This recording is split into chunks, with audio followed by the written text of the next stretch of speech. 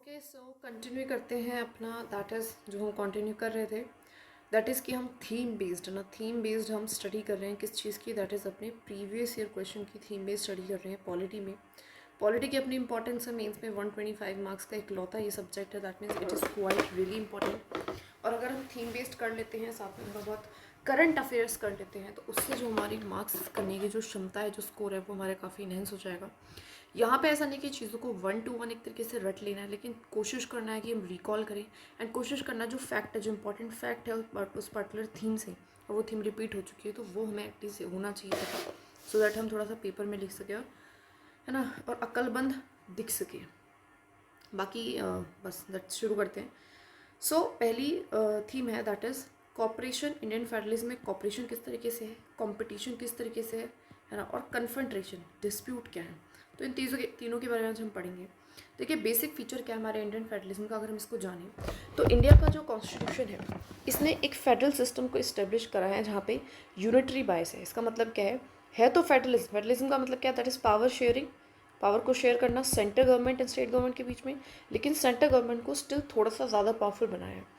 इसीलिए हम इसको क्या कहते हैं, यूनिटरी बायस या फिर कहें तो क्वासी फेडरल कहते हैं। ठीक है, ये बेसिक नेचर है, ये अच्छी टर्म है जिसको हमें क्या करना है, पुट ऑन करना है। जब भी इंडियन फेडरलिज्म में क्वेश्चन आएगा तो we have to put this. ठीक है, इन द इंट्रोडक्शन में लिख सकते हैं कि हमारा जो वैसे इंडियन कॉन्स्टिट्यूशन किसके बारे में बात करता है, हमारा जो इंडियन कॉन्स्टिट्यूशन है वो क्वासी फेडरल है ना। आर्टिकल 1, अब आर्टिकल 1 क्या कह रहा है इंडिया को, वैसे हमारे यहाँ पे जो मेंशन है वो फेडरलिज्म का कभी भी मेंशन नहीं है, बट हमारे यहाँ पे यूनियन ऑफ स्टेट का मेंशन है, ऑलरेडी पढ़ के आर्टिकल 1 में, जो कि इनडिस्ट्रक्टिबल फेडरेशन है, नॉट एन इनडिस्ट्रक्टिबल फेडरेशन। मतलब क्या है कि जिसको डिस्ट्रक्ट ही ना करा जाए ऐसा फेडरेशन है। ठीक है, फेडरल फीचर्स है, फेडरल फीचर्स है क्या, यहाँ पे डिवीजन ऑफ पावर है, बिल्कुल है। ड्यूल पॉलिटी है क्या, सेंट्रल गवर्नमेंट स्टेट गवर्नमेंट है, बिल्कुल है। इंडिपेंडेंट जुडिशरी है जो उनको बीच के डिस्प्यूट्स को रिजॉल्व करा दे, बिल्कुल है। एंड बाइकैमरलिज्म है क्या, यहाँ पे राज्यसभा का रिप्रेजेंटेशन है जो कि अपने आप में स्टेट का रिप्रेजेंटेशन है सेंटर के लेवल पे, बिल्कुल है जी। तो ये सारे कुछ फेडरल के फीचर्स हैं, को याद कर लेना है ना। कुछ यूनिटरी फीचर्स भी हैं, मतलब जब हमने यूनिटरी मतलब यूनियन को स्ट्रॉन्ग बनाया, जैसे कि स्ट्रॉन्ग सेंटर है हमारे यहाँ पे, सिंगल सिटीजनशिप है, अलग अलग नहीं है। इमरजेंसी की प्रोविजन है जहाँ पे जो पूरी पावर है वो हमारी सेंटर के हाथ में आ जाती है। एंड सिंगल सिटीजनशिप का कॉन्सेप्ट है। तो सारे हमारे कुछ यूनिटरी फीचर्स हैं जहाँ पे हम एकता को, यूनिटी को, या फिर कहें तो what we call union government को स्ट्रॉन्ग बना रहे हैं। Hence the balance between the unity and diversity depends on the centre, state, corporation and competition. अब कितनी तरीके से हम यूनिटी रखें, एकता भी रखें, एंड कितनी तरीके से उस डाइवर्सिटी को भी मेंटेन करें जो हर एक स्टेट में है, जो हर एक रीजन में है इंडिया के, तो उसको बैलेंस करना किस चीज़ पे डिपेंड करता है कि सेंटर एंड स्टेट के बीच में कॉर्पोरेशन कितना है एंड कॉम्पिटिशन कितना है। कन्फ्रंटेशन नहीं होना चाहिए, कॉर्पोरेशन एंड कॉम्पिटिशन होना चाहिए। जो वर्ड्स हैं अपने आप में बहुत इंपॉर्टेंट है, हम इनका ही यूज़ करके अच्छा आंसर लिख सकते हैं, राइट। देखिए you need to write an answer, कोई एक क्वेश्चन आएगा किसी एक टॉपिक के बारे में आएगा, अब आपको उसमें मैक्सिमम 250 वर्ड्स में वो लिखना है, मैक्सिमम है, दिस इज़ अ मैक्सिमम। अब आपको क्या करना है कि आपको बहुत ही बेस्ट आंसर लिख दोगे आप, ठीक है, सारे क्वेश्चन नहीं पता होंगे, लेकिन अगर वो रिपीटेड थीम से हैं तो हम कुछ वर्ड्स को अगर पहले ही तैयार कर ले तो हमारे लिए थोड़ा सा ईजी हो जाएगा आंसर राइट करना। बेसिक सी चीज़ें, ठीक है। तो बेसिक नेचर क्या है भी हम समझ लेते हैं, इंडियन फेडरलिज्म का भी क्या बेसिक नेचर है। देखिए जो इंडिया का कॉन्स्टिट्यूशन है वो इस्टेब्लिश करता है एक फेडरल सिस्टम को विद अ यूनिटरी बाइस। अच्छा ये तो हमने पढ़ लिया था, सॉरी। तो हमें बैलेंस बनाना है, ठीक है। अब ये एक तरीके से ऐसी लाइन थी जिसको हम कंक्लूजन में लिख सकते हैं, hence the balance between the unity and diversity depends on the centre, state, corporation and competition. अच्छा अब कॉपरेटिव फेडरलिज्म, अब कॉपरेटिव फेडरलिज्म क्या होता है, इसका क्या मीनिंग है और ये प्रैक्टिस में क्या है।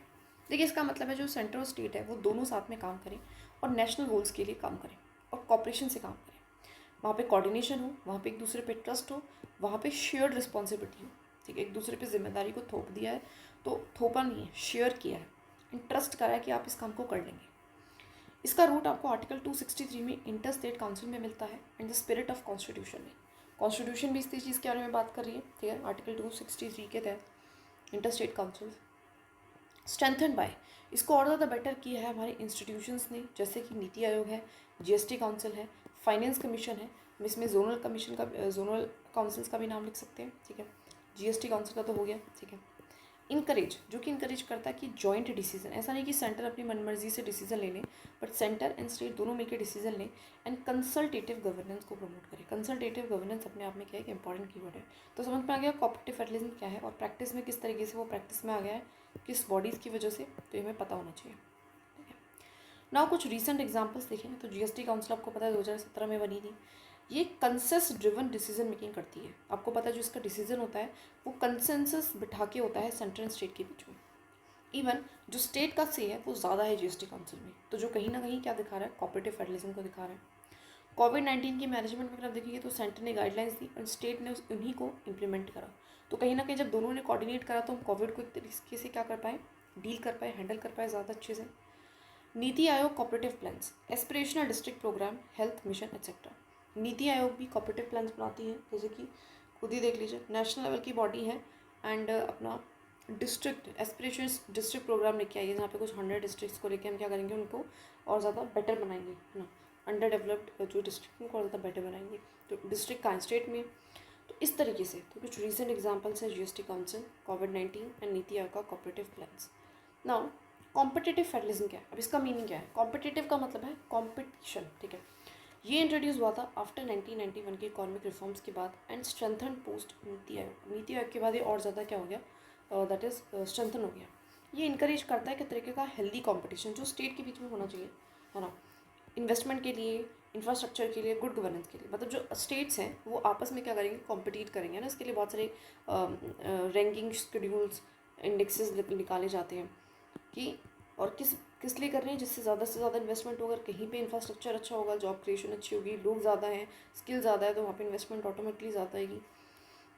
ये एफिशिएंसी को भी लाता है, इनोवेशन को भी लाता है, एंड अकाउंटेबिलिटी। जब भी आप कंपटीशन में होते हो तो आप इनोवेटिव भी बनते हो, राइट, एंड अकाउंटेबिलिटी भी लेके आता है। सेंटर यहाँ पे एक फैसिलिटेटर का काम कर रहा है, कंट्रोलर का नहीं। साथ में जो सेंटर है वो फैसिलिटेट कराता है चीज़ों को, हेल्प करता है हर एक स्टेट को कि वो ज़्यादा से ज़्यादा इनोवेशन करे एंड एक हेल्दी कॉम्पिटिशन बनाए और हर एक स्टेट जो है वो ग्रो करे, ठीक है। तो this is a competitive federalism. जैसे कि आप देखोगे तो ईज़ ऑफ डूइंग बिजनेस की इंडेक्सेस निकालते हैं, जहाँ पे रेंट स्टेट की रैंकिंग होती है। ऐसे आपको पता है और भी, जैसे कि NITI Aayog multi dimensional poverty index निकालती है, वो भी स्टेट की वो करता है। ऐसे स्टार्टअप इनोवेशन, 2 ही याद कर लो यार, देखो इतने ज़्यादा याद करने की जरूरत नहीं है, एक्सेस ना प्रॉब्लम करता है, फिर सिर्फ 2 याद करो। Ease of doing business index कौन लेके आ रहा है, DPIIT। Startup innovation index ranking कौन लेके आ रहा है, नीति आयोग, ठीक है। तो ये जो 2 फैक्ट हैं आपको याद करने पड़ेंगे और उनको आपको जाके चेप देना अगर कंपटीशन की बात आए तो, है ना, कॉम्पिटिटिव फेडरलिज्म की बात आए तो। Ease of doing business index कौन लेके आ रहा है, DPIIT। स्टार्टअप इनोवेशन रैंकिंग कौन लेके आया है, नीति आयोग, ठीक है। नाउ कन्फ्रंटेशनल फेडरलिज्म, जहाँ पे चैलेंजेस आते हैं, these are like emergent challenges. ये रेफर करता है पॉलिटिकल या फिर एडमिनिस्ट्रेटिव कॉन्फ्लिक्ट जो हमारी सेंटर या स्टेट के बीच में होता है। दैट मीन्स ये क्या दिखा रहा है, कन्फ्रंटेशन का मतलब है कि कॉन्फ्लिक्ट को ही दिखा रहा है। ये अराइज क्यों हो रहा है, ये अराइज हो रहा है due to the different party system, party government, sorry.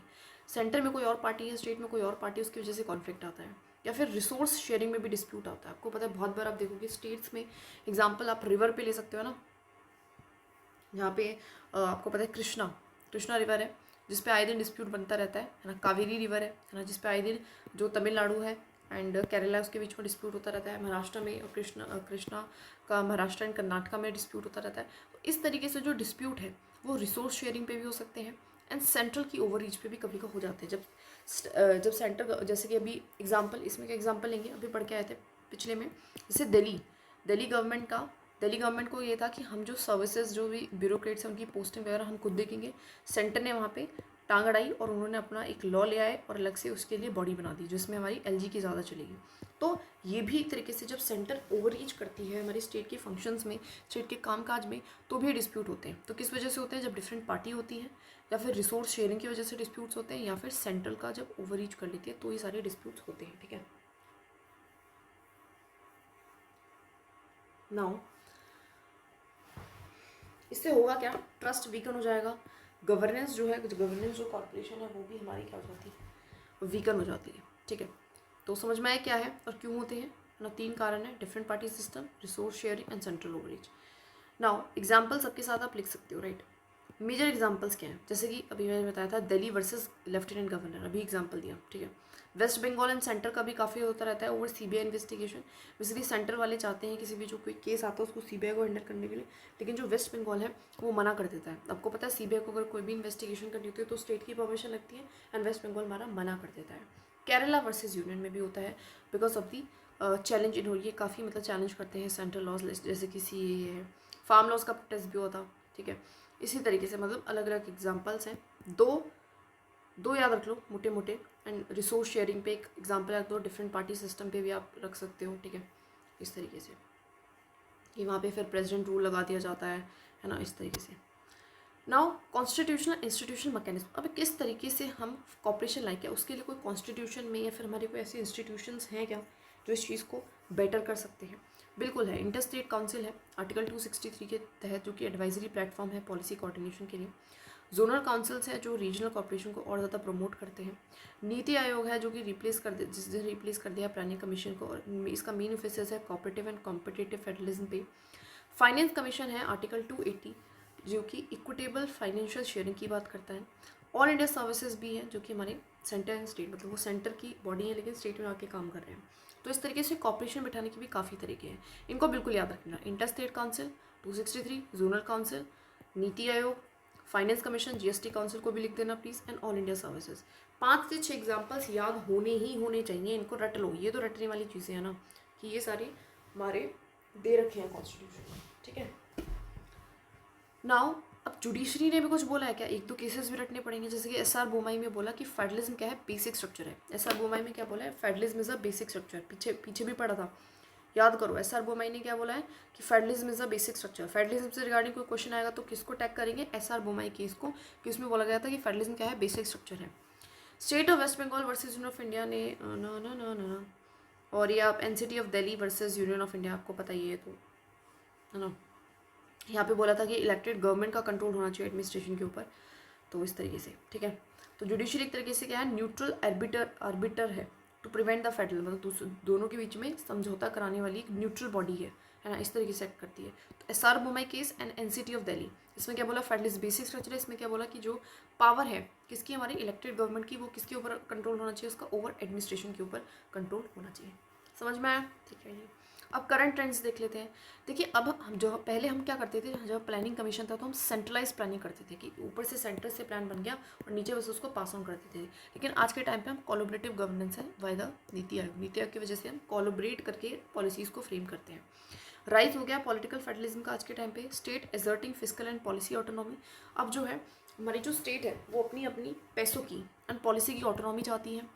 Regional parties भी आपके आज के टाइम पे इन्फ्लुएंस करती है काफ़ी नेशनल पॉलिसीज़ को किस तरीके से कोलिजन्स बना के। एंड इंक्रीज़ हो गया judicial activism in defining the centre state rules. और आपको पता है जुडिशरी का जो रोल है वो और ज़्यादा इन्हेंस हो गया है सेंटर एंड स्टेट के रूल को डिफाइन करने में, क्योंकि आए दिन ये लड़ते रहते हैं। टेक्नोलॉजी ड्रिवन, साथ में अब जो है टेक्नोलॉजी को भी देखिए, करंट में अभी कुछ भी आए ना एडमिनिस्ट्रेशन से रिगार्डिंग, किसी भी चीज़ के रिगार्डिंग अगर कुछ करंट में है कि करंट ट्रेंड क्या है, तो उसमें आप सबसे पहले जो इंपॉर्टेंट चीज़ आप लिख सकते हो that is a technology driven होगी ये चीज़ें। अब क्या है, हर चीज़ में टेक्नोलॉजी आ चुकी है, चाहे वो डिफेंस देख लो, चाहे वो सिक्योरिटी देख लो, चाहे वो इन्वायरमेंट देख लो, चाहे वो दैट इज़ इकोनॉमी देख लो। आप किसी भी चीज़ में टेक्नोलॉजी ड्रिवन इंटीग्रेशन लिख सकते हैं। E governance, digital payments, national data basis आ गए हैं, ठीक है। तो ये है, तो शिफ्ट हो गया है, ट्रेंड क्या है, shift from centralise planning through planning commission to collaborative governance by NITI Aayog. Rise of political federalism का यहाँ पे क्या है, राइज हो चुका है। पॉलिटिकली भी अब फेडरलिज्म है, अब स्टेट अपना खुद का फिजिकल एंड ऑटोनॉमी चाहते हैं। रीजनल पार्टीज भी इन्फ्लुएंस कर रही है, कैसे, कोलिजन्स के थ्रू। एंड जुडिशियल एक्टिविज्म का जो रोल है वो और ज़्यादा बढ़ चुका है, ठीक है। तो ये हम सब कुछ हमें पता होना चाहिए था। नाउ चैलेंजेस क्या हैं हमारे लिए, तो देखिए पॉलिटिसाइजेशन हो चुका है सेंटर स्टेट रिलेशंस का due to different ruling parties. Centre में अलग हुई, स्टेट में अलग हुई, कॉन्फ्लिक्ट होगा ही होगा, क्योंकि हमने पॉलिटिसाइज कर दिया है उनके रिलेशंस को भी। अनइक्वल फाइनेंशियल पावर है, सेंटर कंट्रोल करता है सबसे ज़्यादा रेवेन्यू को, एंड दैट इज़ वाई आए दिन जो फिजिकल इशू है वो होते रहते हैं। स्टेट चाहते हैं कि हमें ज़्यादा से ज़्यादा पैसा मिले, गवर्नमेंट देती नहीं है। लिमिटेड फंक्शनिंग है हमारी इंटर स्टेट काउंसिल, जो बॉडीज़ हैं क्या उनकी फंक्शनिंग बहुत अच्छी हो पा रही है? नहीं, उनमें भी कमियां हैं, ठीक है, उनमें भी क्या है, कमियां, लिमिटेड हो पा रही हैं। Frequent repromulgation of ordinances by state, state क्या करते हैं, बहुत ज़्यादा ऑर्डिनेंसेज को प्रोमulgate कर देते हैं, बार बार करते हैं जो सेंट्रल गवर्नमेंट है। जैसे कि अभी हमने एग्जाम्पल देखा था दिल्ली की केस में, तो वो भी एक है, ओवर रीच आपको देखने को मिलेगा, ठीक है। Governors discretionary powers being misuse, बहुत बार जो गवर्नर पे तो आपको क्वेश्चन आता ही आता है। जो गवर्नर है उसके पास बहुत सारी डिस्क्रिशनरी, लाइक अ सिचुएशनल डिस्क्रिशन उसके पास हैं बहुत सारे, और उसकी वजह से क्या होता है, कॉन्स्टिट्यूशन भी है, सिचुएशनल भी है, उसकी वजह से उसके पास बहुत ज़्यादा पावर है, और वो उसका अधिकतर देखा गया है कि सेंट्रल के थ्रू उसका मिसयूज़ ही होता दिखता है, उसके स्पेसिफिकली उन स्टेट में जहाँ पे उनकी पॉलिटिकल पार्टी से अपोजिट कोई पार्टी होती है, ठीक है। तो क्या है, politicisation of central state relations हो चुका है, अनइक्वल फाइनेंशियल पावर है, ठीक है, लिमिटिंग फंक्शनिंग है जो हमारी ऑलरेडी बॉडीज़ है, साथ में गवर्नर का डिस्क्रिशन की जो पावर है उनको मिसयूज़ किया जाता है, साथ में हम कह सकते हैं कि क्या है, ओवर रीच, बहुत बार जो है हमारी सेंट्रल गवर्नमेंट ओवर रीच कर जाती है, दिल्ली के केस में हमने देखा था, ठीक है। रिसोर्स शेयरिंग, आपस में स्टेट्स में भी तो दिक्कत है रिसोर्सेज से रिगार्डिंग, ठीक है। लोग लैंग्वेज के बेसिस पे भी लड़ते हैं, तो जो कम्युनलिज्म है, रीजनलिज्म है, वो भी कहीं ना कहीं इम्पैक्ट करती है हमारी देश की फेडरलिज्म को। तो इस तरीके से हमें इसको लिखना है। इसको याद रखो ना, 3-4 चैलेंज, देखो 4 से 5 चैलेंजेस आपको मुँह ज़बानी याद आने ही आने चाहिए, ठीक है, 4 से 5 आने चाहिए, 4 से 5 तो आपको रटने ही पड़ेंगे। देखिए अब कैसे स्ट्रेंथन करें, सिंपल है, जो हमने देखा था कि यहाँ पे इंटर स्टेट काउंसिल में क्या है, लिमिटेड फंक्शनिंग थी, तो हम उसको रिवाइटलाइज करें, दैट मीन्स उसको बेटर करें कि वो रेगुलर, कि ऐसा ना हो कि साल में एक बार मिल रहे हैं, नहीं, कम से कम साल में ऐसा कोई प्रोविजन बना सकते हैं कि हर 2 महीने में मिलना ही मिलना है। फिजिकल डिसेंट्रलाइजेशन, हम ज़्यादा थोड़ी सी जो है पैसे की जो ऑटोनॉमी है उसको थोड़ा सा ज़्यादा दे दें, इंक्रीज़ कर दें ना स्टेट का शेयर, लिमिट कर दें जो गवर्नमेंट का डिस्क्रिप्शन है, फिर उस पर एक टाइम फ्रेम लेके आ जाएँ क्लियर कॉन्स्टिट्यूशन गाइडलाइंस के थ्रू अमेंडमेंट वगैरह करके। एम्पावर करें लोकल गवर्नमेंट को कि मल्टी लेवल फेडरलिज्म हो, है ना, लोकल गवर्नमेंट को भी एम्पावर करो सो दैट जो फेडरलिज्म का लेवल है वो 2 लेवल ना रह पाए, इवन 3 लेवल हो पाए। पॉलिसी बेस्ड कंपटीशन करो, नॉट पॉलिटिकल कन्फ्रंटेशन, है ना, पॉलिटिक्स को मत लेके आओ उसमें, है ना। Encourage judicial restraint in purely political centre state relation, साथ में जहाँ पे जुडिशियल रिस्ट्रेंट को इनकरेज करो, मतलब जुडिशरी आके रोके तुम्हारे काम को, और ज़्यादा जुडिशरी को एक्टिव रोल प्ले करना पड़ेगा, ठीक है। तो इसी से हमारे चैलेंजेस से हमारी स्ट्रेंथनिंग मतलब सॉल्यूशंस निकले हैं। पॉलिटिसाइजेशन को क्या कर दो, हेल्दी कंपटीशन में पॉलिटिसाइजेशन खत्म करो, अनइक्वल से क्या कर दो, उनकी पावर को बढ़ा दो, लिमिटेड फंक्शनिंग से उसको रिवाइटलाइज कर दो, एंड जो गवर्न की डिस्क्रिप्शन पावर मिसयूज है इस पर थोड़ी सी गाइडलाइंस ले आओ, एंड जो रिसोर्स शेयरिंग पे प्रॉब्लम होती है उसके लिए जो ट्रिब्यूनल्स हैं, जो भी बॉडीज़ हैं, उन पर ज़्यादा और अच्छे से जो है बातचीत को बढ़ाओ, है ना, इस तरीके से हम कर सकते हैं, ठीक है। और लोकल गवर्नमेंट को भी इंकरेज करने का एक अच्छा सोल्यूशन, एक अच्छा पॉइंट है, empowering the local government for multi level की मल्टी लेवल फेडरेशन हमारे यहाँ पे आए, और जुडिशरी को भी अच्छा खासा रोल यहाँ पे निभाना पड़ेगा, ठीक है। सो अब ओवरऑल देखिए तो जो हमारा ये टॉपिक था कन्फ्रंटेशन, इस तरीके से ये काफ़ी अच्छा टॉपिक था। 2-3 फैक्ट यहाँ से कुछ मिले हैं, आपको क्या करना है, जो फैक्ट्स हैं स्पेसिफिकली जो फैक्ट्स हैं उनको तो एकदम याद कर लेना। देखिए बाकी जब आप बार बार 4 से 5 बार वीडियो देख लेंगे ना तो ऑटोमेटिकली चीज़ें याद हो जाएंगी, तो ज़्यादा दिक्कत मत लेना। आगे बढ़ते हैं, the next topic is centralising tendencies in Indian federalism. ये कहता है कि हमारे इंडियन फेडरलिज्म में ना सेंट्रलाइजिंग मतलब सेंटर का पावरफुल होने की टेंडेंसी क्षमताएं ज़्यादा है, इसके बारे में उसके लिए थीम है। अब आपको पता है इंडियन फेडरेशन कैसा है, मैंने पहले बताया, फेडरल इन फॉर्म है बट यूनिटरी इन स्पिरिट है, ये भी एक अच्छा कीवर्ड है, प्लीज़ इसको लिख लेना, federal in form but unitary in spirit. इसका मतलब क्या है, वैसे तो हमारे यहाँ पे फेडरलिज्म है, पावर को हम डिवाइड कर रहे हैं, लेकिन यहाँ पे फिर भी हमने यूनियन को थोड़ी सी ज़्यादा पावर दी है, इसको हम क्वासी फेडरल भी कहते हैं, किसी मुंशी शायद, where meaning a balance between the autonomy state and supremacy of centre. मतलब क्या है कि हमारे यहाँ पे ऑटोनॉमी तो है स्टेट की, लेकिन फिर भी सुप्रीमेसी है सेंटर की। ये जो स्ट्रक्चर है इसको हमने चूज़ किया गया है, इस क्यों चूज़ किया है, so that unity, integrity and security को हम डाइवर्स कंट्री में मेंटेन कर पाए, ठीक है, मतलब वही है, यूनिटी को एंड डाइवर्सिटी को बैलेंस करने के लिए। सेंट्रलाइजिंग टेंडेंसी इंश्योर, अब सेंट्रलाइजिंग जो टेंडेंसी से होता क्या है कि हमारी स्ट्रॉन्ग नेशनल अथॉरिटी रहती है, और स्पेशली ऐसे टाइम पे जब हमें ज़रूरत है, जैसे इमरजेंसी हुई, डिजास्टर हुई, क्राइसिस के टाइम पे, ठीक है। नाउ कॉन्स्टिट्यूशनल प्रोविजंस क्या हैं जो कि प्रमोट कर रहे हैं, और कॉन्स्टिट्यूशन किस तरीके से प्रमोट करता है। देखिए सबसे पहले हमारे यहाँ पे सिंगल सिटीजनशिप है एंड सिंगल ही कॉन्स्टिट्यूशन, कोई सेपरेट स्टेट का कॉन्स्टिट्यूशन नहीं है। यूनियन लिस्ट, आपको पता है यूनियन लिस्ट है जिसमें बहुत सारे सब्जेक्ट सेंटर का कंट्रोल रहता है। रेजुजरी पावर भी हमने किसको दी है, सेंटर को दी है। 249 क्या बोल रहा है कि पार्लियामेंट चाहे तो इवन लॉ भी बना सकता है स्टेट लिस्ट में, अगर राज्यसभा एक रेजोल्यूशन पास कर देती है। पार्लियामेंट लॉ बना सकता है स्टेट लिस्ट पे जब हमारी नेशनल इमरजेंसी हो, इमरजेंसी के टाइम पे वी कैन से 2 और मोर स्टेट अगर कंसेंट कर सकते हैं पार्लियामेंट को कि उनके लिए लॉ बना दिया जाए। प्रेसिडेंट रूल अप्लाई हो जाता है तो आपको पता है कि डायरेक्ट कंट्रोल आ जाता है उस पर्टिकुलर स्टेट पे हमारे सेंटर का। फाइनेंशियल इमरजेंसी भी सेंटर तरीके से कंट्रोल करती है स्टेट की फाइनेंसिस को। तो बहुत सारे तरीके हैं, है ना, बहुत सारे तरीके हैं। सिंगल कॉन्स्टिट्यूशन, सिटीजनशिप, है ना, और रेजुजरी पावर दी हमने सेंटर को, साथ में नेशनल इमरजेंसी है, प्रेसिडेंट रूल है, फाइनेंशियल इमरजेंसी है, इमरजेंसीज़ के टाइम पर डिफरेंट इमरजेंसीज़ में भी एक सेंट्रलाइजिंग टेंडेंसी देखने को मिलती है। साथ में आप ये भी देख सकते हो जो कॉन्करेंट लिस्ट है, कॉन्करेंट लिस्ट में भी जो लॉ है वो किसका चलता है, हमारे पार्लियामेंट का चलता है, ठीक है। साथ में आप और भी बहुत सारी हैं ना, बहुत सारी हैं, इसकी बहुत सारी जो बॉडीज़ हैं उनकी अपॉइंटमेंट तो गवर्नर कर लेता है ना स्टेट के लेवल पे, लेकिन उनकी जो उनको निकालना है, रिमूवल है, वो हमने किसके, प्रेसिडेंट के हाथ में रखा है। साथ में हम ये कह सकते हैं बहुत सारी बिल है वो भी रिजर्व होते हैं प्रेसिडेंट की रिकमेंडेशन के लिए। साथ में जो गवर्नर है वो as a agent of the centre काम करता है, एजेंट ऑफ सेंटर काम करता है, हेड ऑफ द स्टेट है, और बहुत सारे बिल्स को वो प्रेसिडेंट के पास भी लेके जाता है, और मतलब वो प्रेसिडेंट रूल भी लगा सकता है। इस तरीके से हमने क्या करा है, सेंट्रलाइजेशन को प्रमोट करा है। एग्जैक्टली मत भी रटो इन सारी चीज़ों को, आर्टिकल्स पार्टिकल्स के चक्कर में मत पड़ो, बस समझ लो। आपके पास ना 4 से 5 पॉइंट होनी चाहिए बस लिखने के लिए, दैट इज़ इट। इतना ज़्यादा भी मत रटना कि एक एक इसको ही रटने बैठ गया, नहीं। वैसे भी इमरजेंसी इसके प्रोविजंस तो हमें पता ही है, ठीक है। ओके, नाउ क्या अब इसकी एडमिनिस्ट्रेटिव सेंट्रलाइजेशन कैसे, अब एडमिनिस्ट्रेशन में ये तो हो गया हमारी कॉन्स्टिट्यूशन के जो लॉ मेकिंग है इस तरीके से। अब एडमिनिस्ट्रेशन मतलब जो संस्थाएं चलती हैं, आपको पता है ऑल इंडिया सर्विसेज है, ऑफिसर जो होती हैं ये सर्व करते हैं दोनों के लिए। इनको रिक्रूट लेकिन कौन करता है, इनकी रिक्रूटमेंट हुई, इनकी ट्रेनिंग हुई, इनका वी कैन से इनका जो रिमूवल है, इनको डिस्पेंस करना है, वो सब कुछ सेंटर के हाथ में है, स्टेट के हाथ में नहीं, लेकिन सर्व स्टेट में कर रहे हैं। गवर्नर का रोल अपॉइंटेड बाय सेंटर लेकिन स्टेट में काम कर रहे हैं। डायरेक्शंस बाय यूनियन, डायरेक्शंस दे सकता है यूनियन कभी भी, ठीक है। इंटर स्टेट काउंसिल है, जोनल काउंसिल्स हैं जो कि कंसल्टेटिव है, बट सेंटर का वहाँ पे भी डोमिनेट रोल है, ठीक है। ये कुछ एग्जांपल्स थे, ठीक है। एडमिनिस्ट्रेटिव में तो all India services and directions को हम लिख सकते हैं कि एग्जीक्यूटिव डायरेक्शंस दी जा सकती हैं, लिख दो बहुत है ना। फाइनेंशियल सेंट्रलाइजेशन कैसे है, आपको पता है जो मेजर टैक्स पावर है वो किसके हाथ में है, सेंटर के हाथ में है। फाइनेंस कमीशन भी कौन बिठाता है, सेंटर बिठाता है, सेंटर के पास ही वो रिपोर्ट जाती है, सेंटर ही उस पर डिसीजन लेता है, तो डिसाइड करने का काम जो है sharing formula, keeping centre in a stronger physical position. और साथ में हमेशा जो है अब देखोगे तो स्टेट से, सारे स्टेट से ज़्यादा जो है हमारे सेंटर का शेयर रहता है। जीएसटी काउंसिल है, दो कॉपरेटिव है वो स्पिरिट में, लेकिन सेंटर के पास विटो लाइक पावर भी है मेजर डिसीजंस पे, तो ध्यान रखना सेंटर है वह veto like power on major decisions in the GST council. इस चीज़ को थोड़ा सा ध्यान रख लेना जीएसटी काउंसिल में कि सेंटर के पास क्या है हमारी, दैट इज़ विटो लाइक पावर है मेजर डिसीजंस पे। Now state depend heavily on the central grant and transverse for welfare scheme. जो स्टेट है वो हैविली डिपेंड करते हैं हमारे सेंट्रल ग्रांट्स एंड ट्रांसफर्स पे। स्टेट को काफ़ी डिपेंड रहना पड़ता है, वो ग्रांट देंगे, पैसा भी उसी से लेते हैं ना, इसी तरीके से, तो ये भी हमारा। अब सेंट्रलाइजिंग रोल स्पेसिफिक एक्ट्स के थ्रू क्यों है, क्योंकि क्वेश्चन मेंशन कर रहा है, जैसे कि आपको पता है एपिडेमिक डिजीजेज एक्ट है, ये कॉलोनियल एरा का एक लॉ है जो कि डिजीजेस को कंट्रोल करने के लिए जनरली लाया गया था, और उसको कोविड-19 में यूज़ किया गया।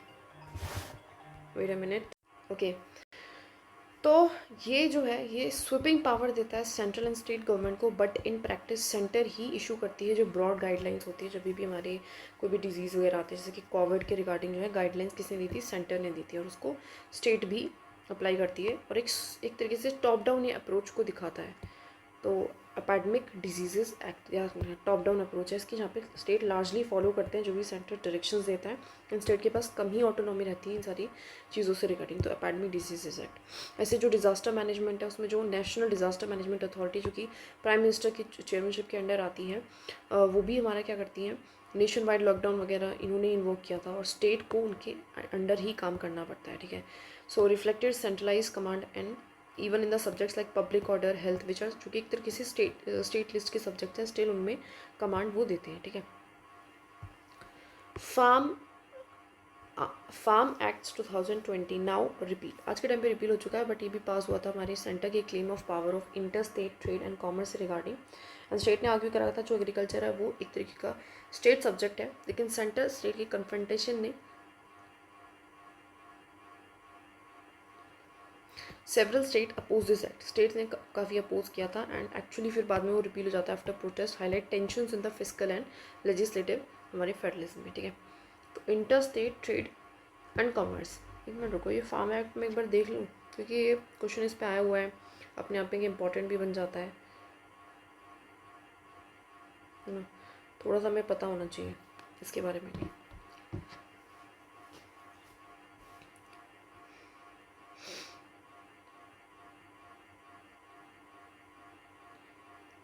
मतलब ये एग्रीकल्चर से रिगार्डिंग था, बस इतना ध्यान रख लो,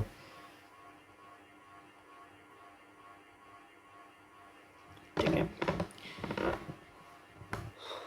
जहाँ पे वो दो स्टेट्स के बीच में भी जो फार्मर्स अपनी चीज़ों को बेच सकता है तो उसको प्रोटेक्शन वगैरह प्रोवाइड कराने के लिए था। इस तरीके से कुछ था ये। लेकिन एग्रीकल्चर आपको पता है कि वो स्टेट लिस्ट है, स्टेट सब्जेक्ट है अंडर द 7th शेड्यूल, ठीक है। लेकिन जो इसको जो है, लेकिन वहीं पे जो ट्रेड एंड कॉमर्स है वो हमारा क्या है, कॉन्करेंट लिस्ट का सब्जेक्ट है। तो गवर्नमेंट ने इस पे लॉ बना दिया था, तो उसकी वजह से भी फिर प्रॉब्लम हुई थी एंड देन उसके बाद उसको रिपील कर लिया गया। तो जितना ध्यान रख लीजिए, that is it. Judicial interpretation क्या है सेंट्रलाइजेशन पे, देखिए। ओके, तो वही केसेस दोबारा से आ गए। एसआर वो मैं केस में बोला फेडरलिज्म एक बेसिक स्ट्रक्चर है। सिटी ऑफ दिल्ली में बोला कि बैलेंस बनाने की ज़रूरत है और स्टेट अपने आप को इलेक्टेड गवर्नमेंट के उसमें ना ही रखे तो अच्छा है, ठीक है।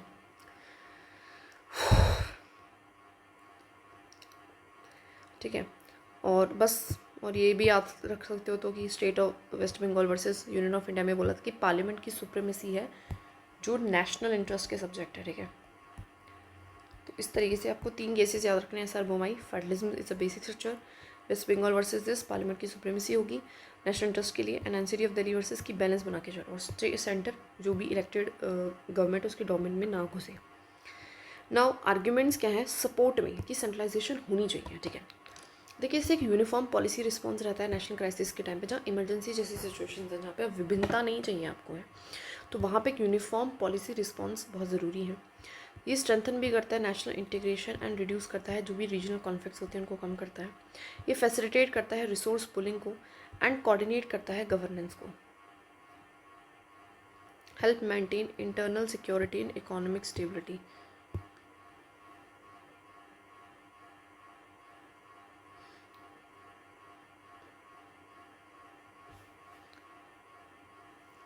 ठीक है, तो बेसिक बेसिक चीज़ें मतलब ज़रूरी है। देखो यार, देश की यूनिटी के लिए इम्पॉर्टेंट है ना, एक यूनिट, एक standard response during the crisis उसके लिए इम्पॉर्टेंट है। जो डाइवर्सिटी है उसमें जो कम्युनलिज्म है, रीजनलिज्म जैसी भावना है, तो उनको तरीके से सुप्रेस करने के लिए इट इज़ इम्पॉर्टेंट है ना।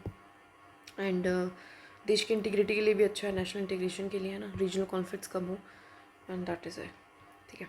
और इंटरनल सिक्योरिटी है ना, उसके लिए भी ज़रूरी है। कंसर्न्स एंड क्रिटिसिज्म क्या है, देखिए इससे कहीं ना कहीं कुछ नुकसान भी, जैसे कि ऑटोनॉमी ऑफ स्टेट्स कम होती है, जो स्पिरिट ऑफ कोऑपरेटिव फेडरलिज्म है वो उसके अगेंस्ट है। स्टेट फील डिस एम्पावर्ड इन की areas like health, agriculture and finance, वो ज़्यादा अपने आप को एम्पावर्ड नहीं फील कर पाते हैं।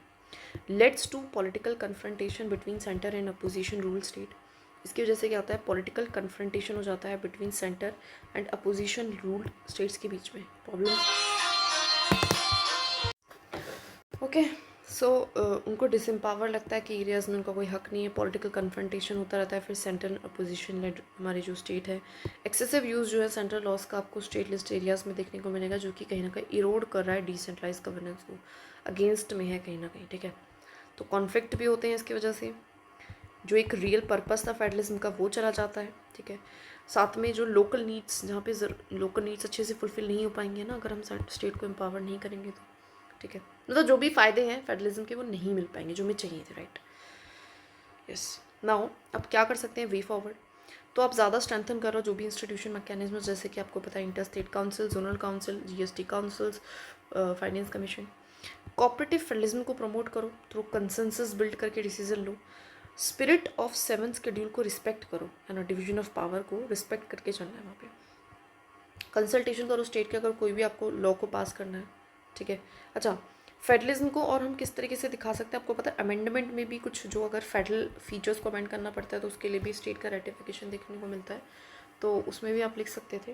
एग्जाम्पल इसमें नहीं था बट मैंने अपनी तरफ से बता दिया, ठीक है। एंड कंसल्ट करो स्टेट के साथ अगर कोई भी आप ऐसा लॉ पास कर रहे हो जो कि कंकरेंट लिस्ट में या फिर ओवरलैपिंग सब्जेक्ट्स पे है।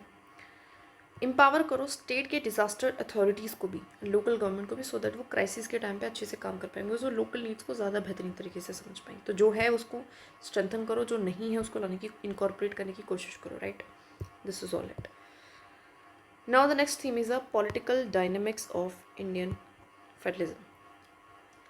देखिए, आपको पता है इंडियन फेडरल स्ट्रक्चर, आपको पता है कि हमारे पे federal unity with federal polity with unitary बाइस है। पावर्स भी डिवाइडेड हैं सेंट्रल स्टेट के बीच में।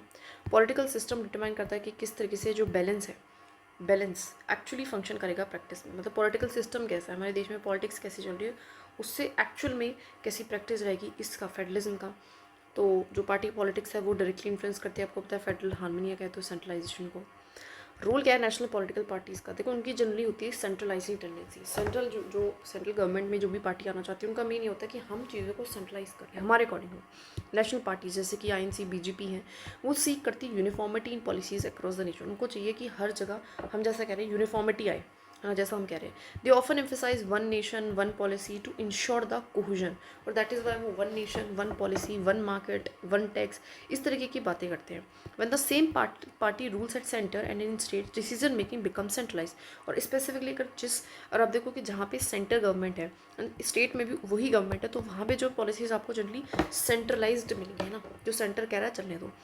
Party high command culture reduces autonomy of state units, उससे जो ऑटोनॉमी है स्टेट यूनिट्स की वो कम हो जाती है। फेवर करते हैं स्ट्रॉन्ग सेंट्रल इंस्टीट्यूशंस को, ये है ना, इस तरीके से, ठीक है। तो ये हमारा क्या है, जो नेशनल पॉलिटिकल पार्टी होगी वो क्या चाहेगी कि हमारे अकॉर्डिंग हो, हमारे अकॉर्डिंग पॉलिसीज़ हो, हमारे अकॉर्डिंग हर कोई चीज़ चले, एंड उनकी सेंट्रलाइजिंग है, ज़्यादा से ज़्यादा पावर चाहता है हर कोई। एग्जाम्पल जैसे कि आप देखोगे तो कांग्रेस का डोमिनेंस था पहले, आप देखोगे 1950 से 1980s पे, तो वहाँ पे सेंटर डिक्टेट करती थी economic administrative policies, even states की पॉलिसीज़ को भी, ठीक है। फिर बीजेपी की सेंट्रल पॉलिसीज़ हैं आज के टाइम पे, जैसे कि जीएसटी इम्प्लीमेंटेशन, वो भी यूनिफॉर्म स्कीम्स जैसे कि वो लाते हैं, आयुष्मान भारत, पीएम किसान, उन सबका एम्फेसिस किस चीज़ पर होता है, one nation one ration card, one nation one ration card. तो वो चीज़ों को सेंट्रलाइज करा रहे हैं। इवन जो जीएसटी है वो भी अपने आप में यही तो है, one nation one market one tax. तो ये भी अपने आप में क्या है, एक सेंट्रलाइजिंग टेंडेंसी इसको दिखा रहा है। Central appoint and fund allocation often decide through party structure and not federal consultation. साथ में फंड है ना, जो फंड दिए जाते हैं, स्पेशली जो डिस्क्रिशनरी फंड्स दिए जाते हैं ना, उनको और ग्रांट्स दिए जाते हैं, वो भी सेंटर उन स्टेटमेंट्स ज़्यादा देती है जहाँ पे उनको फेवर करने वाली पार्टीज़ होती हैं, ठीक है, उनको फेवर करने वाली गवर्नमेंट होती है। तो इस तरीके से, ठीक है। अब rise of regional parties, assertion of state autonomy. लेकिन देखो अब रीजनल पार्टीज़ भी राइज हुई है हर एक रीजन की, और वो क्या चाहती है, वो चाहती है कि हमें ज़्यादा से ज़्यादा ऑटोनॉमी मिले।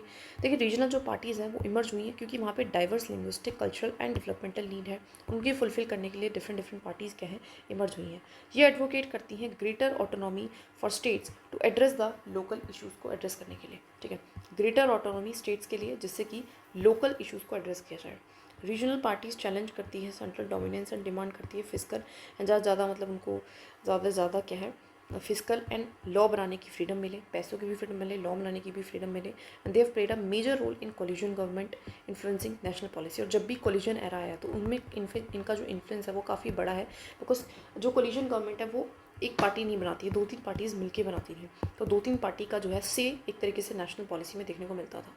तो इसको हम कहते हैं, तो समझ में आया। तो जो सेंटर वाली गवर्नमेंट है वो क्या चाहेगी, सेंट्रल गवर्नमेंट क्या चाहेगी, मेरी चले। स्टेट गवर्नमेंट चाहेगी मुझे ज़्यादा फ्रीडम मिले, ऑटोनॉमी मिले, किसकी, फिस्कल वाली भी है, लेजिस्लेटिव भी। सेंटर क्या चाहेगा, हमारे अकॉर्डिंग यूनिफॉर्म लॉज हो, यूनिफॉर्म स्टैंडर्ड्स मेंटेन रहे, और वो वन नेशन वन चीज़ की बात करेगा, जैसे कि जीएसटी है, हाँ, जैसे कि बाकी one nation one ration card है ना, इस तरीके से। एग्जाम्पल्स देख लेते हैं, जैसे कि टीएमसी है वेस्ट बंगाल में, है ना, टीएमसी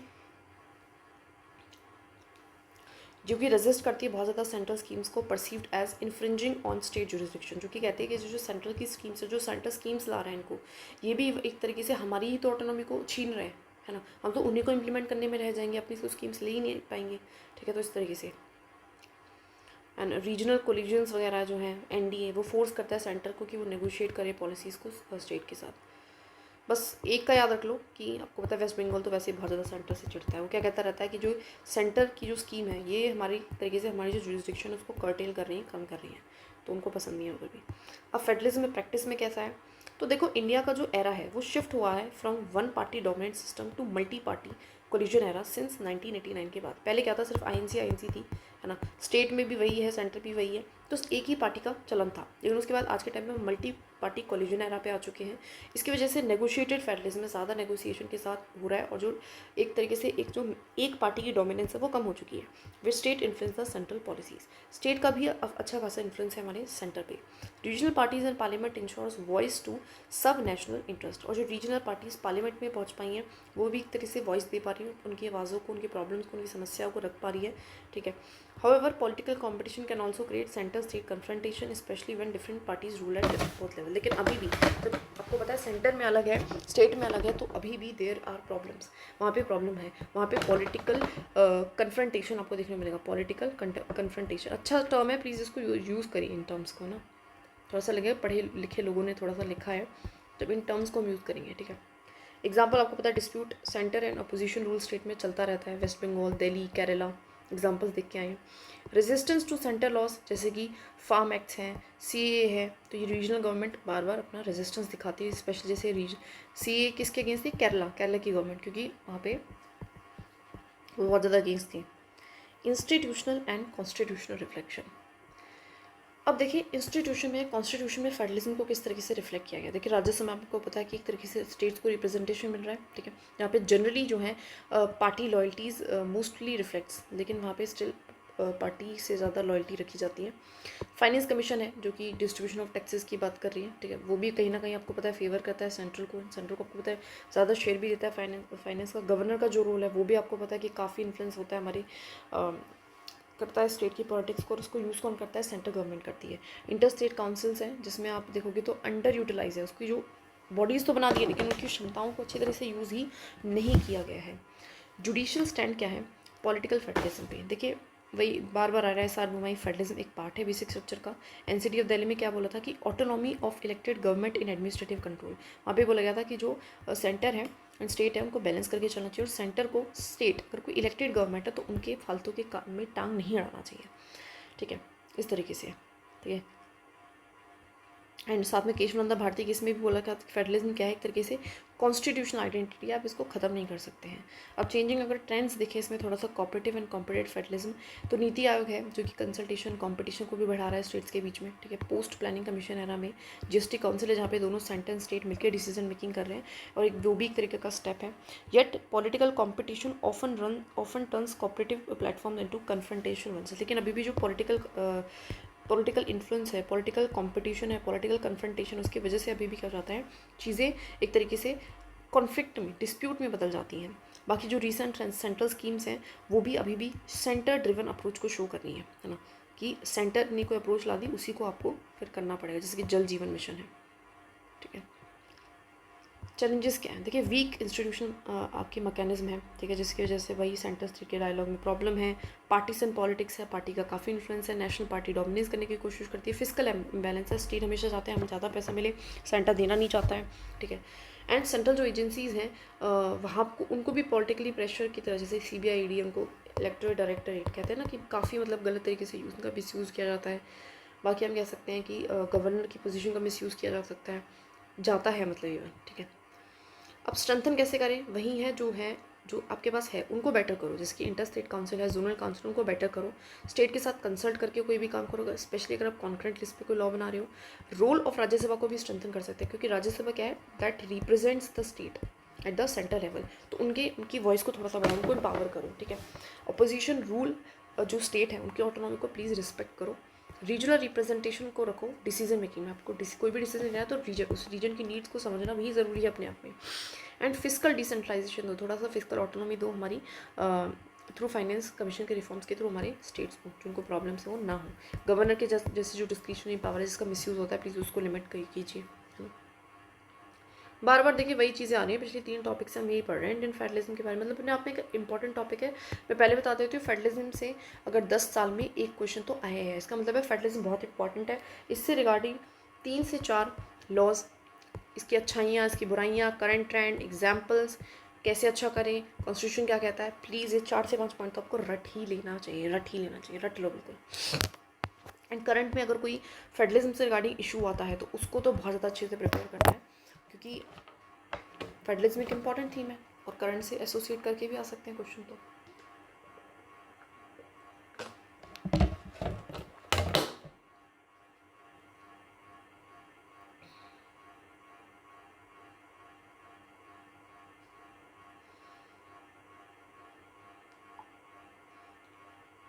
ठीक है, चलिए down the next theme is 101st constitution amendment act 2016 and federalism, मतलब जो जीएसटी है उसका क्या कनेक्शन है फेडरलिज्म के साथ। ऑलरेडी जीएसटी पे क्वेश्चन आ चुका है, फेडरलिज्म के साथ इसको कनेक्ट करके पढ़ना बहुत इंपॉर्टेंट है। देखिए जो जीएसटी से पहले वाला क्या था, इंडिया के पास एक कॉम्प्लेक्स इनडायरेक्ट टैक्स का स्ट्रक्चर था। कोई वैट लगाता था, एक्साइज ड्यूटी थी, सर्विस टैक्स था, एंट्री टैक्स था, अलग अलग तरीके से टैक्सेस थे। अब इससे क्या हो रहा था, टैक्स कास्केडिंग, टैक्स कैस्केडिंग का मतलब है टैक्स ऑन टैक्स लग रहा था, 2 बार टैक्स लग रहा था, डुप्लीकेशन हो रहा था इसका। इंटर स्टेट ट्रेड बैरियर्स थे, उसकी वजह से कहीं ना कहीं जो इंटर स्टेट जो ट्रेड है उस वो एक तरीके से बैरियर रुकावट का काम कर रहा था, लॉस हो रहा था इकोनॉमी का एफिशिएंसी, इकोनॉमिक एफिशिएंसी का भी लॉस हो रहा था। ठीक है, अब ज़रूरत पड़ी कि हम एक नेशन का एक टैक्स लेके आए। ये जो सिस्टम है इससे क्या आएगा, यूनिफॉर्मिटी आएगी एंड कॉर्पोरेशन आएगी सेंट्रल स्टेट के बीच में, एंड दैट इज़ वाई हमारा 101st कॉन्स्टिट्यूशन अमेंडमेंट एक्ट आता है 1 जुलाई ऑफ 2017 में। नाउ अब इसके मेजर प्रोविजंस क्या है, इतना तो पता ही है 246A के तहत आपने ये जो पावर है इसके ऊपर लॉ बनाने की वो कॉन्करेंट लिस्ट में लिख दिया इसको कि दोनों जो पार्लियामेंट है स्टेट लेजिस्लेचर वो लॉ बना सकती हैं। 269A में जीएसटी को हमने इंटर स्टेट ट्रेड के रिगार्डिंग लगाया और उसमें बोला कि जो इंटर स्टेट ट्रेड पे जो जीएसटी है वो लीव एंड कलेक्ट कौन करेगा, सेंटर करेगा, लेकिन इसका जो पैसा है वो स्टेट में चला जाएगा, ध्यान रखना। क्योंकि देखिए अगर इंटर स्टेट का मतलब है 2 स्टेट के बीच में, 2 स्टेट के बीच में इस तरीके से ट्रेड कॉमर्स हो रहा है, अब उसके ऊपर जो टैक्स है अगर उसको हम एक स्टेट लगाएगा और एक कलेक्ट कर लेगा तो वो अनफेयर हो सकता है, तो दैट इज़ वह यहाँ पे क्या करेगा, सेंटर करेगा, लेकिन 23 स्टेट्स को देगा। 279 के ए के तहत हमने जीएसटी काउंसिल को क्रिएट करा जो कि कॉन्स्टिट्यूशनल बॉडी है, जॉइंट डिसीजन मेकिंग करती है जीएसटी रिफॉर्म से रिगार्डिंग। 366 सब क्लॉज 12A बात करता है कि जीएसटी को डिफाइन करने की बात करें, बाकी एम्पावर करता है प्रेसिडेंट को कि ये कॉन्स्टिट्यूट करेगा जीएसटी काउंसिल को, है ना। और इसमें जो भी ओवरलैपिंग टैक्सेस थे, एक्साइज सर्विस, है ना, इनको entry excise service entry ESC इनको क्या कर दिया, हटा दिया, ईएससी ध्यान रख लो। 2-3 टैक्स पता होने चाहिए क्या हटाए गए हैं। कंपनसेशन टू स्टेट, साथ में इन्होंने बोला कि कभी भी जो भी रेवेन्यू लॉस होगा आपका, बिकॉज ये टैक्सेस का जो सिस्टम है वो बदला है, उसकी वजह से आपको रेवेन्यू लॉस होने वाला है, तो उसके लिए आपको 5 साल तक कंपनसेशन दिया जाएगा, जिसके लिए कंपनसेशन एक्ट भी पास किया गया। ये मेजर प्रोविजंस है, ऑलरेडी हम इसके बारे में बात करके आए हुए हैं। ठीक है ना, अब इसकी सिग्निफिकेंस क्या है, इससे कहीं ना कहीं सिंप्लीफाइड कर दिया जो टैक्स था, इसने यूनिफाई कर दिया जो मल्टीपल इंडायरेक्ट टैक्स थे एक सिंगल स्ट्रक्चर में, इकोनॉमिक एफिशिएंसी बढ़ी, एलिमिनेट हो पाया जो टैक्स ऑन टैक्स लग रहा था, एक तरीके से सीमलेस मूवमेंट हो पाए, फ्रीली मूवमेंट हुआ, जो बैरियर था वो बैरियर हट गया, टैक्स बेस भी बढ़ा। टैक्स बेस कैसे बढ़ा, बिकॉज इसने गुड्स एंड सर्विसेज दोनों को कॉमन फ्रेमवर्क में ला दिया, पहले सर्विसेज पे नहीं था अब सर्विसेज पे भी है। ठीक है, तो टैक्स बेस भी बढ़ा, ईज ऑफ डूइंग बिजनेस आई, यूनिफॉर्मिटी से क्या हुआ, कंपाइलेंस जो बर्डन थे वो भी कम हुए, रेवेन्यू ट्रांसपेरेंसी भी आई। ठीक है, एंड नेशनल इंटीग्रेशन भी हुआ, है ना, एक ही मार्केट एंड इकोनॉमिक यूनिटी आई इसकी वजह से, इस तरीके से। एंड फिजिकल फेडरलिज्म को भी ज़्यादा स्ट्रेंथन हुआ, जिसमें सेंट्रल स्टेट दोनों बैठ के आपस में बात कर पा रहे हैं जीएसटी काउंसिल के थ्रू। तो ये सारे कुछ इसके क्या है, बेनिफिट्स हैं। ठीक है, अब इसमें ये रिफ्लेक्ट करता है कुछ कॉमोडेटिव स्पिरिट ऑफ फेडरलिज्म को भी, कैसे भी, क्योंकि ये क्या कर रहा है, हमने जीएसटी को शेयर्ड लेजिस्लेटिव पावर में रखा है। मतलब क्या है कि दोनों लेवल्स पे इस पर लॉ बनाया जा सकता है, जो कि एक ट्रू एग्जांपल है कोऑपरेटिव फेडरलिज्म का। सेकंड, हमने जीएसटी काउंसिल में रखा, जीएसटी काउंसिल में आपको पता है जो कंपोजिशन होता है इसमें होता कौन कौन है। अब जीएसटी काउंसिल को खुद समझने की कोशिश करेंगे। यहाँ पे यूनियन जो हमारा फाइनेंस मिनिस्टर है वो चेयरमैन होता है, बाकी जो स्टेट के फाइनेंस मिनिस्टर्स हैं, जो यूनियन मिनिस्टर ऑफ स्टेट करके फाइनेंस है वो सब यहाँ पे होते हैं। तो हर एक स्टेट का सीबी है। डिसीजंस जो है वो 75 मेजॉरिटी से ली जाते हैं, दैट मीन्स 75 मेजॉरिटी की यूनियन प्लस जो भी स्टेट है उनका 75% से यहाँ पे डिसीजन लिया जाता है, मतलब काफ़ी हार्ड है। साथ में सेंटर का जो से है वो सिर्फ 1/3 है एंड स्टेट का 2/3 है। प्रमोट कंसेंसस बेस्ड, यहाँ पे क्या हो रही है, एक तरीके से कंसेंसस बेस्ड डिसीजन मेकिंग हो रही है। ठीक है, प्रॉपर रिप्रेजेंटेशन मिलता है, हमारी स्टेट्स को अपनी वॉइस रखने का मौका मिल रहा है। रिवेन्यू शेयरिंग आर्टिकल 269 है, ensure physical participation of both centre and state. Revenue sharing हो रही है आर्टिकल 269 के तहत। ठीक है, कंपनसेशन भी मैकेनिज्म दिया जिससे कि जो स्टेट का फिजिकल इंटरेस्ट है वो भी बचा रहे। कंसल्टेटिव मैकेनिज्म है, एवरी रेट का रिवीजन आपको पता होता रहता है, एग्जेम्पशन होती रहती है, प्रोसीजरल चेंजेस होते रहते हैं और जीएसटी काउंसिल से ही होते हैं। तो इससे क्या होता है, एक इंटर गवर्नमेंटल डायलॉग भी हो रहा है। ठीक है, तो शेयर्ड रखा हमने, कॉमन कॉन्करेंट लिस्ट में रखा है जीएसटी काउंसिल, उसके 2-3 पॉइंट्स लिखने हैं। रिवेन्यू शेयर करने की बात करी हमने, एंड कंपनसेशन का भी मैकेनिज्म है, साथ में कंसल्टेटिव तरीके से हम हर एक काम कर रहे हैं ना। कुछ चैलेंजेस भी हैं, अब इसी वजह से कुछ चैलेंजेस भी है, जैसे कि centre dominate voting system in the GST council gives it stronger leverage.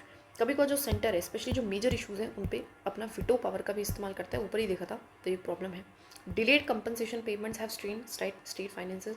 साथ में आप बहुत बार देखोगे जो सेंट्रल गवर्नमेंट है वो बहुत इजीली से कंपनसेशन की पेमेंट देती ही नहीं है टाइमली, तो उसकी वजह से जो स्टेट फाइनेंसेस है उस पर प्रॉब्लम आती है।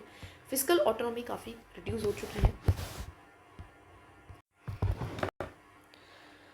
ओके, सो इस तरीके से डिले होता है कंपनसेशन। रिड्यूस फिजिकल ऑटोनॉमी, पहले जो स्टेट है वो पहले फ्रीली अपने अकॉर्डिंग इंडायरेक्ट टैक्सेस लगाते थे, लेकिन आज के टाइम पे ऐसा नहीं कर सकते, तो उनकी तो पावर कम हुई है। साथ में यूनिफॉर्म टैक्स रेट का क्रिटिसिज्म होता है कि उसने कहीं ना कहीं जो लोकल इकोनॉमिक वेरिएशंस हैं उनको इग्नोर करा। ठीक है, तो एक इंपॉर्टेंट पॉइंट है, इसको याद रख लेना है। यूनिफॉर्म टैक्स रेट से क्या हुआ, जो लोकल इकोनॉमिक वेरिएशंस हैं उनको इग्नोर किया गया है। काउंसिल में अगर डिसएग्रीमेंट होती है वगैरह वगैरह पे, तो वो एक तरीके से टेंशंस को ही रिफ्लेक्ट करते हैं। तो 3-4 इसके मेन मेजर पॉइंट है कि सेंटर क्या करती है, डोमिनेट करती है मेजर इश्यूज़ में, डिले कर रही है कंपनसेशन, फिजिकल ऑटोनॉमी कम होगी स्टेट की, और यूनिफॉर्म से और लोकल नीड्स को हमने देखा ही नहीं है इस तरीके से। ठीक है, एग्जाम्पल केरला एंड पंजाब ने डिमांड करा कि फ्लेक्सिबल एंड एक्सटेंशन कर दो कंपनसेशन पीरियड का, तो फ्लेक्सिबल रखो और साथ में कंपनसेशन भी कर दो। वेस्ट बंगाल भी काफ़ी ऑब्जेक्शंस उठाता रहता है decision making with in the council के ऊपर, डिसीजन मेकिंग फेयर नहीं होती है इन प्रैक्टिस। तो ऐसे इल्ज़ाम हमारी स्टेट लगाते रहते हैं, है ना। स्पेशली वो स्टेट लगा रहे हैं, अगर आप देखोगे तो जहाँ पे जो सरकार है वो सेंटर की एंड स्टेट की अलग है। इस चीज़ को भी थोड़ा सा ध्यान रखिए। Judicial stand on GST federation, अब जुडिशरी ने क्या बोला है हमारी इसके ऊपर, तो जनरली एक केस होता है जहाँ पे सुप्रीम कोर्ट कहती है कि GST council recommendations are not binding, कि जीएसटी के काउंसिल की रिकमेंडेशन बाइंडिंग नहीं है। मोहित मिनरल्स केस होता है ये, और उसमें बोला जाता है कि जीएसटी काउंसिल रिकमेंडेशन बाइंडिंग नहीं है, और कॉल्बिटिव फेडरलिज्म से जो भी ये डिसीजन लेना चाहिए, बस एक ही है, याद रख लो please, Mohit minerals,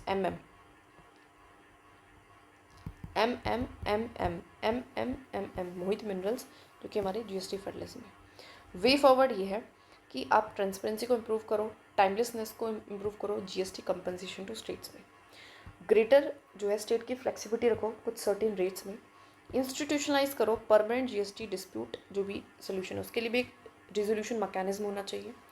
data sharing को एंड कैपेसिटी बिल्डिंग को और ज़्यादा अच्छा करो स्टेट की टैक्स डिपार्टमेंट में। पीरियोडिकली रिव्यू करते रहो सेंटर स्टेट की वोटिंग फॉर्मूला को, सो दैट ज़्यादा बैलेंस्ड जो है हम डिसीजन ले पाए।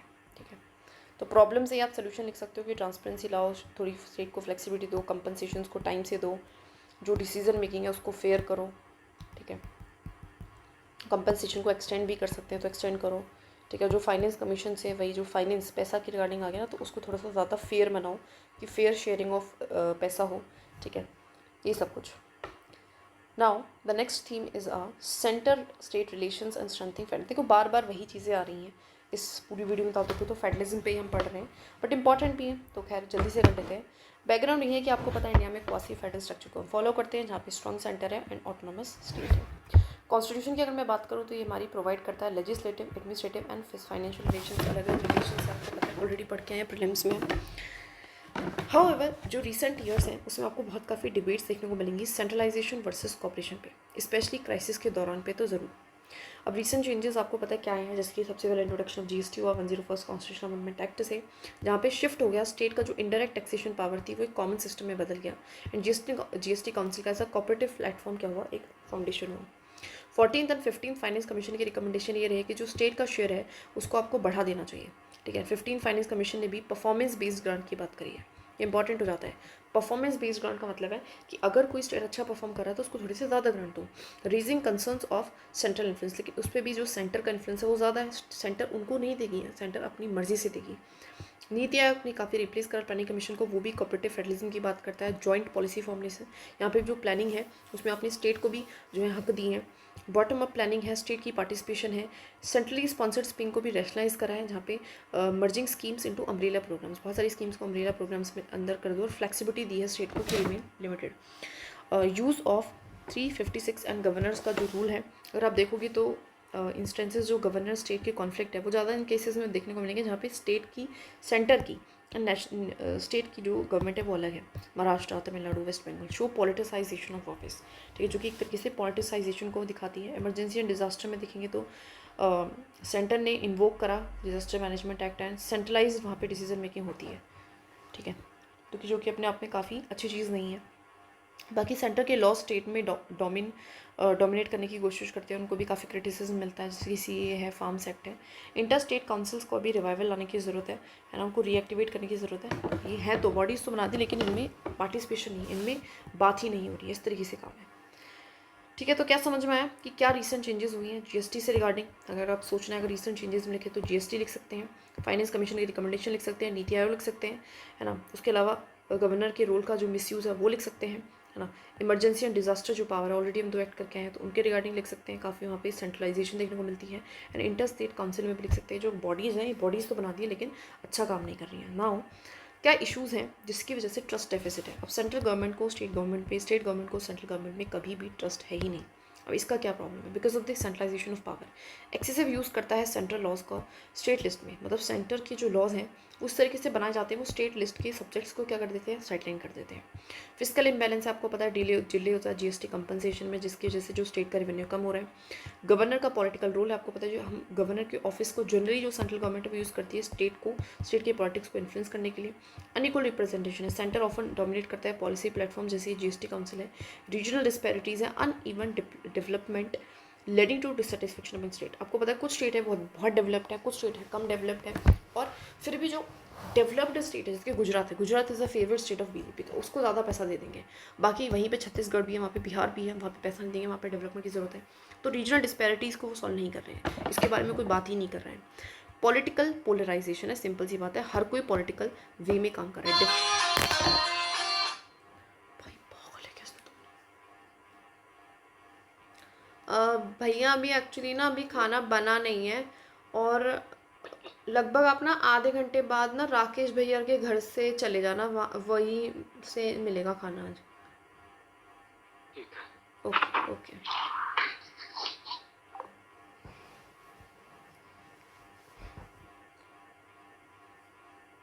शिट, ये रिकॉर्ड हो गया। Okay leave it.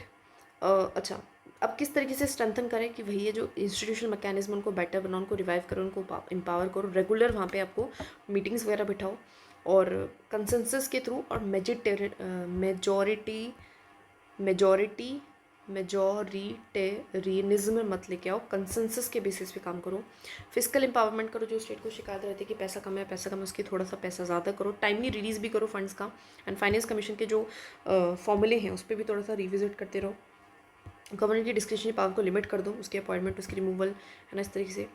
इंकरेज करो कॉम्पिटिटिव एंड कोऑपरेटिव फेडरलिज्म को नीति आयोग के थ्रू, जिसके इंडेक्स बेस्ड जो परफॉर्मेंस एवोल्यूशन करता है स्टेट्स के बीच में, तो कंपटीशन बढ़े, और वो भी हेल्थी कंपटीशन, है ना, जिससे कि इनोवेशन भी बढ़े।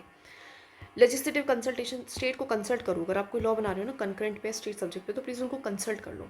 और राजस्व को और ज़्यादा स्ट्रेंथन करो, बिकॉज वो एक तरीके से काउंसिल ऑफ स्टेट है। क्राइसिस फेडरलिज्म, क्राइसिस के टाइम पे जो क्राइसिस जैसी सिचुएशन है वहाँ पे तो हमें ज़्यादा डिसेंट्रलाइज करना चाहिए चीज़ों को, लेकिन वहाँ पे सेंट्रलाइज होता है। तो ड्यूरिंग नेशनल इमरजेंसीज और pandemics adopt joint decision making models. Political maturity promote करो, जो डायलॉग है वो दोनों के बीच में होना चाहिए, कंसेंसस बिल्डिंग होना चाहिए, ठीक है। बातें करो, जो इंस्टीट्यूशन को ज़्यादा बेटर करो, जुडिशियल एक्टिव रोल प्ले कर सकती है, दैट इज़ इट। अभी तो यार एक और रह गया है, बट आई थिंक इनफ, 1 घंटे का बहुत है। वही फेडरलिज्म के बारे में पढ़ रहे हैं पिछले 1 घंटे से, तो इतना तो समझ में आ गया कि क्या इशूज़ हैं, क्या प्रॉब्लम्स है, कैसे बेटर कर सकते हैं, एंड दैट इज़ इट, यही है। बाकी बार बार वीडियोज़ को देखेंगे तो थिंग्स विल गेट बेटर।